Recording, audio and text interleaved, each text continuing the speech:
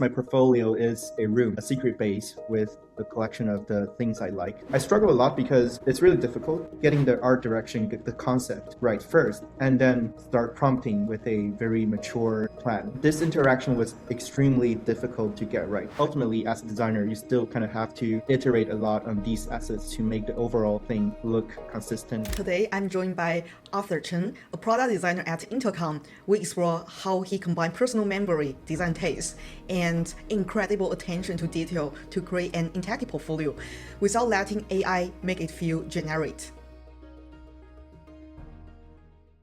Welcome to my channel. Could you introduce yourself a little bit and how you get into product design? Yeah, absolutely. First of all, thanks for having me. And I'm Arthur, and I'm currently a product designer at Intercom, basically the AI customer support AI agent company. You probably sometimes see it in various websites. On the bottom right corner, there's a support chat widget. So that's us. And yeah, a bit about my background. I'm currently based in London, and before that, I grew up in Japan and China mainland. So basically in Asia for most of my life. And what got me into product design, I liked creating stuff when I was a kid. I played a game called Counter-Strike. It's basically a shooting game where you shoot, like first-person shooting game. And then I didn't like how the guns look. So I taught myself how to basically made my own guns. And then I taught myself 3D Max and Photoshop to make the textures, and I uploaded them to this mod community, and people liked it. People downloaded and gave me ratings. So I thought it was a cool experience. That's kind of like the prologue of my design journey. And I got a degree eventually in human-computer interaction in Japan. Basically, the career path is either product manager or product design. I like making stuff. I like making the final thing look good. So I chose designer over product manager. Yeah, that's a summary of how I got into product design essentially. Yeah, so thanks for sharing your stories. Your portfolio is a huge hit when you share it on LinkedIn. So many people react and comment on your portfolio when they all curious about your process. So in this conversation, let's dive deep into your portfolio process.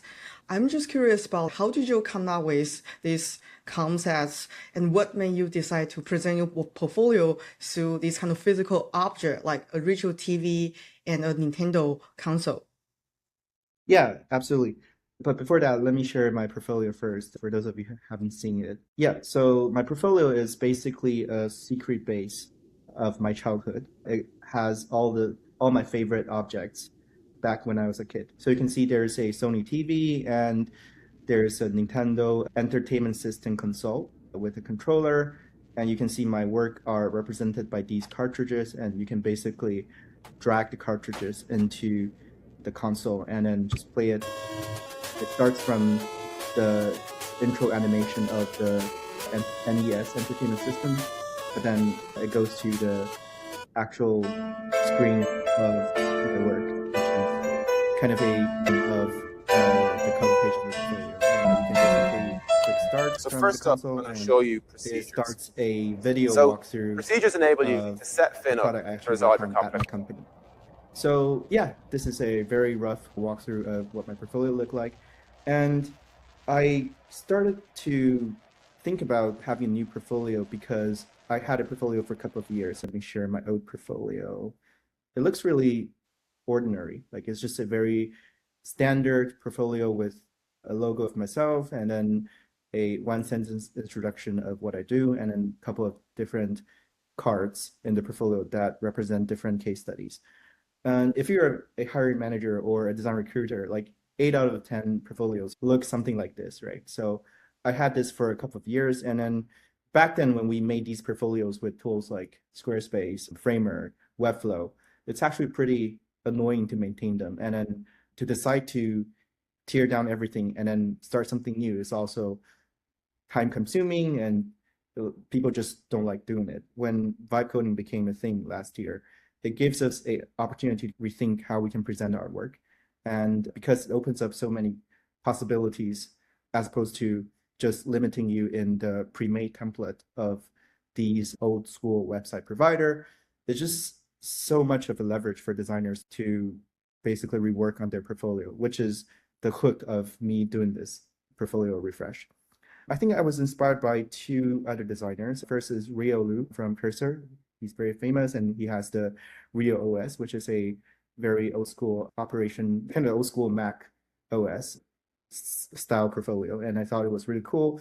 It's not the traditional portfolio you would expect from the designers in the industry. That got me very inspired. And there's another designer from Uber who made his portfolio into a Japanese train. His portfolio is basically a train journey where he crafted all the interiors of a Japanese train, and then his work is like the view from the window outside.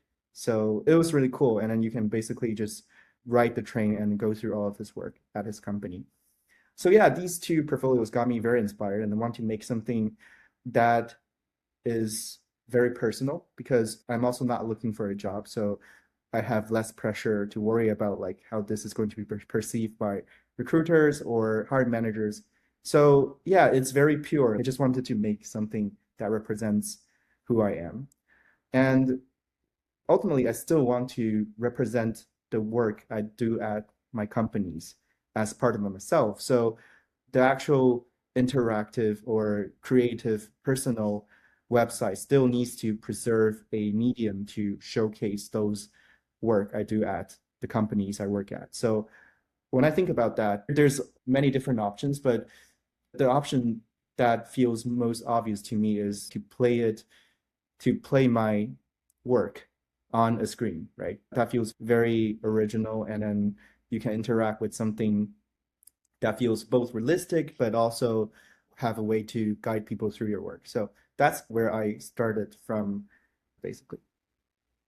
Once you have that initial idea, how did you start bringing to life with this AI tooling? And what kind of AI tool did you use during this process? Did you start with a written prompt or did you give the AI a specific reference image? Let me show my portfolio again.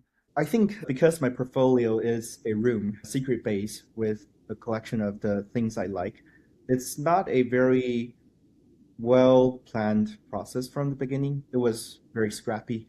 Like I basically started to think about what objects I wanted to include in my room. And obviously because I talked about playing my work on a screen, having a TV or a computer felt pretty obvious.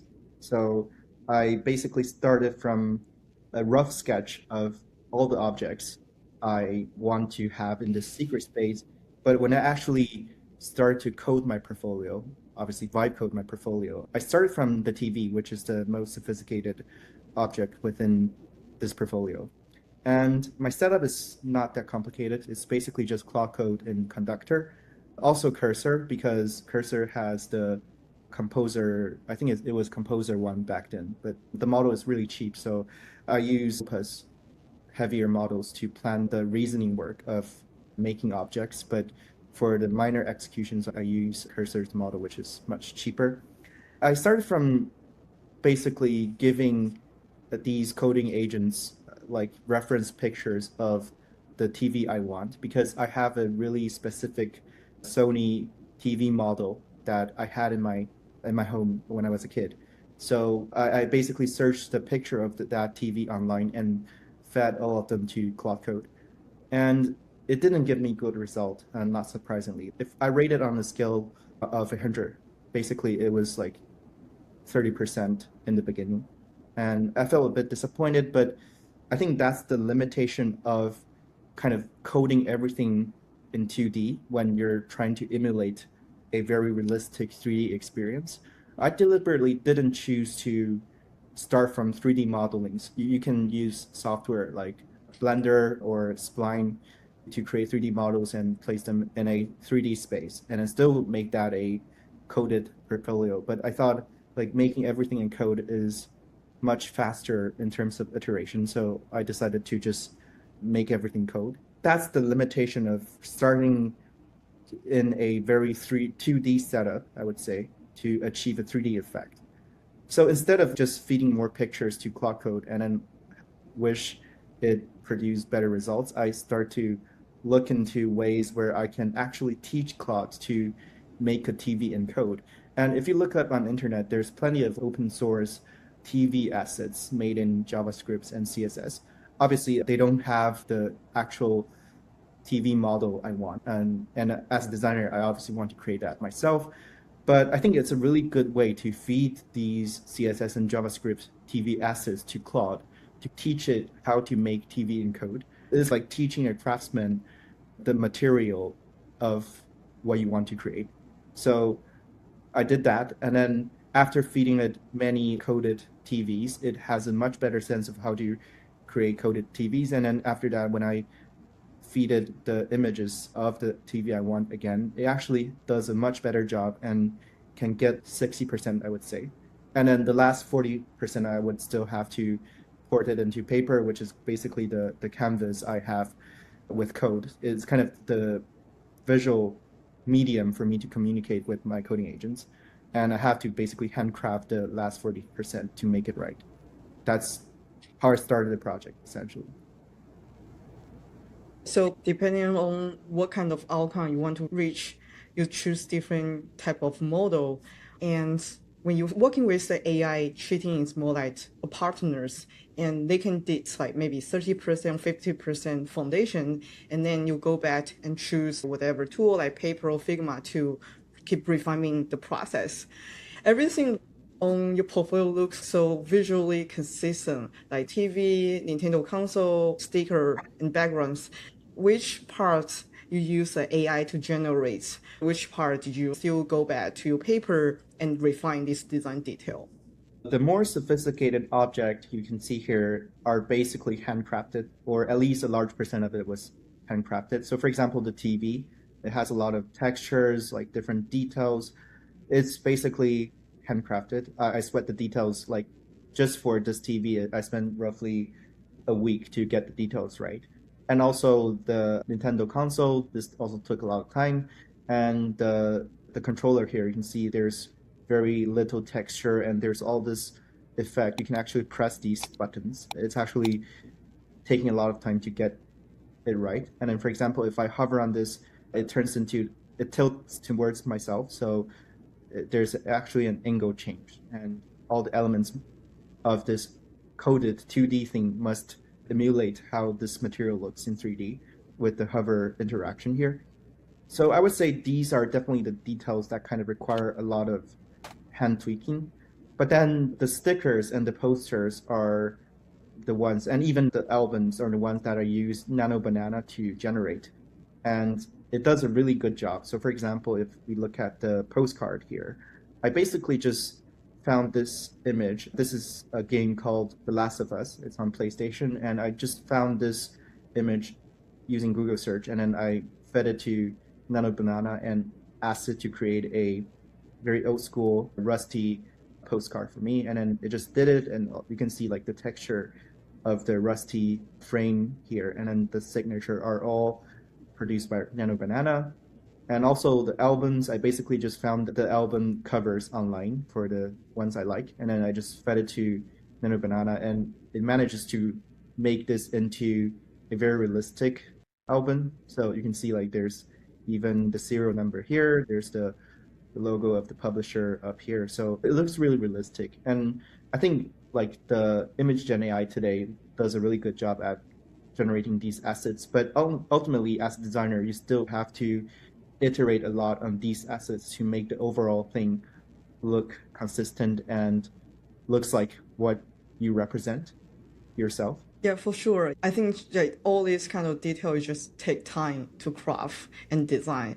It's not about I give the AI a prompt or just iterate for a few prompts, it will become this kind of well-crafted portfolio.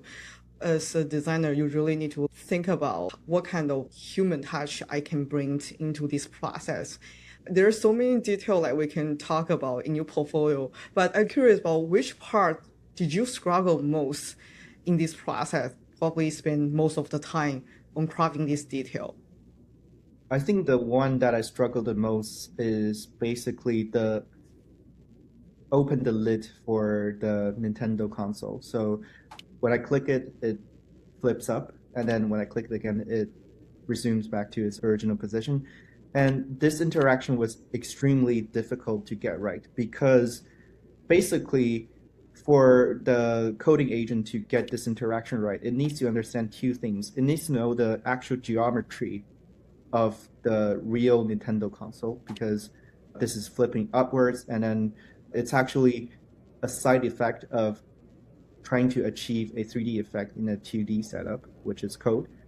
You need to teach it the geometry, and you need to also let it understand how to code that geometry into 2D. So there's two translation layer, which is teaching coding agent the geometry and then letting it understand how to turn that geometry into code, which the latter part I basically know nothing about. So I had to repetitively explain the geometry to the agent and ask it to figure out the best practice to replicate that 3D effect in 2D. And I struggle a lot because it's really difficult. It's hard to explain. So I basically found a lot of YouTube videos with like actual images of how the lid of Nintendo Entertainment System is flipped. So you can see from these images. It's a very manual way of teaching Claude how this works. And even if I upload all of these images to my coding agent, like it still doesn't really know what's going on. So I basically had to hand drawn an image. Sorry, I don't have that today, but an image of the side view of how this works. So looking at this from the left side and the right side, basically. And I'd have to draw that geometry in Figma, and then I fed it to Claude and tell it that this is the geometry of the actual object from the side view, and you have to figure out how to replicate that in code. But yeah, it takes tons of trial and error to get right. So I would say it's the most difficult part of this entire portfolio, and it's actually quite surprising because it's a very visually subtle thing, right? So the other like objects feels much more complicated than this lid, but it was actually the thing that I struggled the most. How did you create the animation of the TV when the TV is turning on? What about the animation that play on the TV after this kind of GAN cartridge inserts into this Nintendo console? How did you make this kind of interaction works?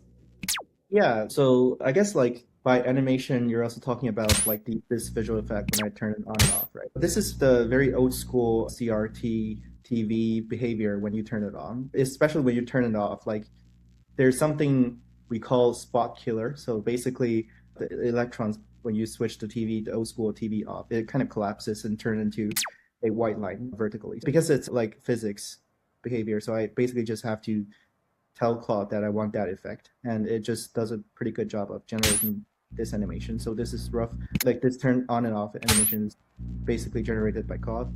But the screen here is basically, I would say, not entirely handcrafted, but mostly designed by myself. Claude gave me a very rough version of this. The font wasn't even right, and I had to prompt Claude to use the right font and then to emulate the old school, this like very retro LED effect in many prompts.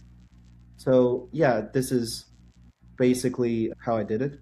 And for the actual animation, I guess when you're talking about when I start playing the cartridge, and I got really lucky because this is the actual animation when you play Nintendo NES.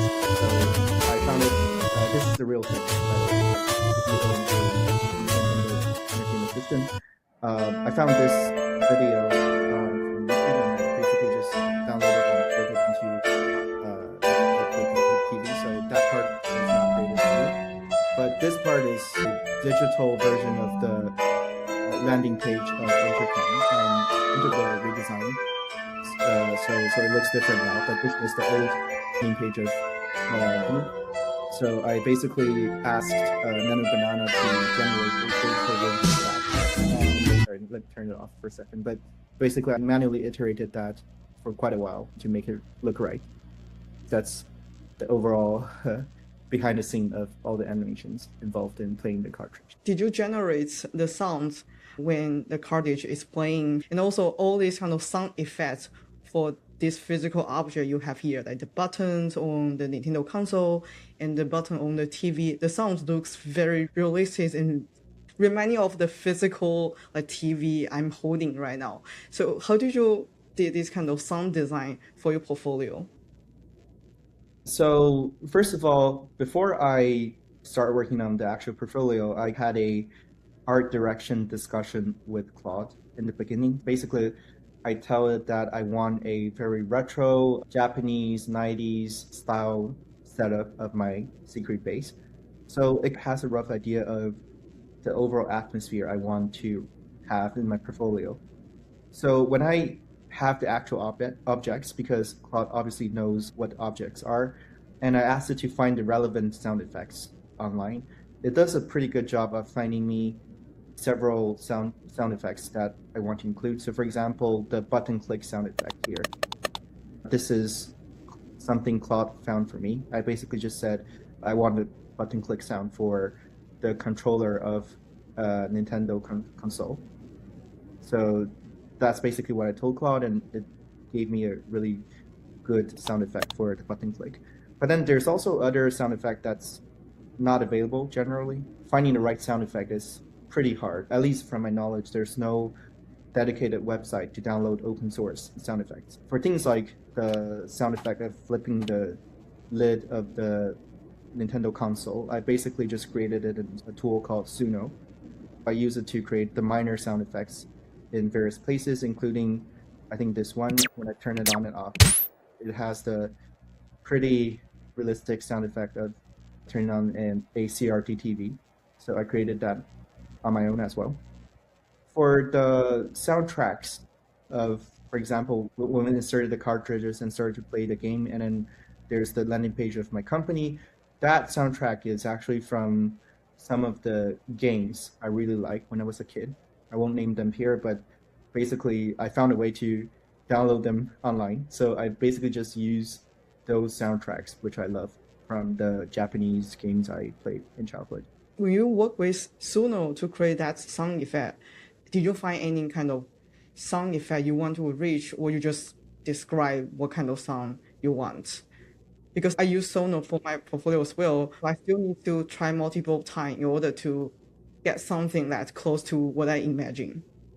Yeah, absolutely. And I think that's with every AI tool, right? It doesn't give you what you want in one shot. I think for relatively simpler things, because my sound effects doesn't involve a lot of, for example, different complex melodies or things like that. So it was not that difficult. I had basically had to generate many different variations of the same thing, but ultimately I ended up just having to pick one of them that fits the overall atmosphere of my portfolio. I guess like for more complex stuff, you probably have to figure out a better way to create a soundtrack you want, or maybe it just takes longer time, like we do craft details in paper. Right. I do have another follow-up question in terms of working with Claude. So you mentioned at the beginning, you set up this kind of art and creative direction with Claude. After that conversations, did you ask Claude to generate some sort of design MD? I don't use any of the open source design skills because I think they are really good at generating like generic UIs, because I think most of the SaaS products, for example, nowadays look like a variation of the Tailwind CSS UI. So I avoided using anything that exists in the market. Instead of doing that, I had my own MD file in which I describe the overall art direction I want for my portfolio. I started from chatting with Claude, and then upfront, I told Claude that this conversation, when it ends, I wanted to generate a MD file based on the creative discussion we had. The context I gave Claude is surprisingly rich, I would say. I basically told Claude like my story of growing up, which is something people don't typically do, and why I want to represent my portfolio in a retro Japanese visual style, I would say. And with all these additional context, which doesn't seem obviously useful, I generated this MD that contains information of why and how I want to make my portfolio. And with this, like, Claude is able to make a lot of the higher level design decisions when it generates the assets, I would say. Obviously, I don't expect Claude to generate the final stuff, right? Because we still want to port it to paper and handcraft the details. So my expectation to Claude is not really to get the details right, which I think most of the skills is designed for. So for example, if you have a design skill in your company, it's probably optimized for getting Claude to use your design system, right? That's directly tied to the actual production work that shows up in the end. But what I want Claude to understand is the overall spirit so that it can generate the right foundation of things as opposed to sweat the details, which I think is the job of myself. So yeah, that's the personal MD file, I would say. It's not really a generic design. So you basically give clouds the context of yourself and also setting up the principle and the vibe for the portfolio. And you touched this one a little bit about how to work with clouds and build more like personal portfolio. Because these days, many designers now want to vibe code their portfolio, not using script or any genetic tool anymore. What advice would you give to this designer to avoid generate another typical AI generate portfolio and make it feel like more personal and unique and speaking to their self? Yeah, absolutely. I think the art direction thing I mentioned is actually really important to make your portfolio something that belongs to yourself as opposed to a generic thing. Because I think like a lot of the designers, or maybe not even designers, with vibe coding being a thing today, a lot of people want to have their personal websites, not limited to designers. And I noticed like people usually starts from something very vague. So for example, you can describe your intent, be like, I want a landing page that feels like a very tacky technology vibed landing page, something like that. And Claude would probably generate something that looks okay, and then you tell Claude like what doesn't look right, and then it gradually turns it into something that eventually you think it looks acceptable, and that's the final thing, right? I don't think that's the right way of working, because if you start from something small without a overall direction, it's really easy for you to be carried away by the thing Claude generated. Basically, you telling Claude whether the work it produces is right or wrong, as opposed to you being in control of Claude's actual work. I think there's a difference, like looking at things and tell it, this is what I want, this is not what I want, and like actually taking control and then nudge Claude to produce the thing you want. So that art direction, which I think is a common thing in advertising industry, is really important. You have to have the concept first, and then you have to let Claude know really clearly like what the concept is, and then based on that, you be in every step Claude takes, everything it produces. I guess like getting the art direction, get the concept right first, and then start prompting with a very mature plan, as opposed to starting from something like a wanted landing page, is very important to get your thing not generic AI slop, I would say. Thanks for sharing all this advice and the process behind scenes to making these stunning portfolios. Last question before you go. Where is the best place for people to follow your works or connect with you online? Yeah, I'm not really active on social media, but I guess LinkedIn. I use Twitter as well, but I use Twitter for following other non-design related topics. So I would say LinkedIn. If you're interested in my work, feel free to send me a request or send me a message. I will link your linkings on the description below. And thanks again for coming to my channel and sharing this process. I have learned so much from these conversations. Yeah, likewise. Thanks for having me.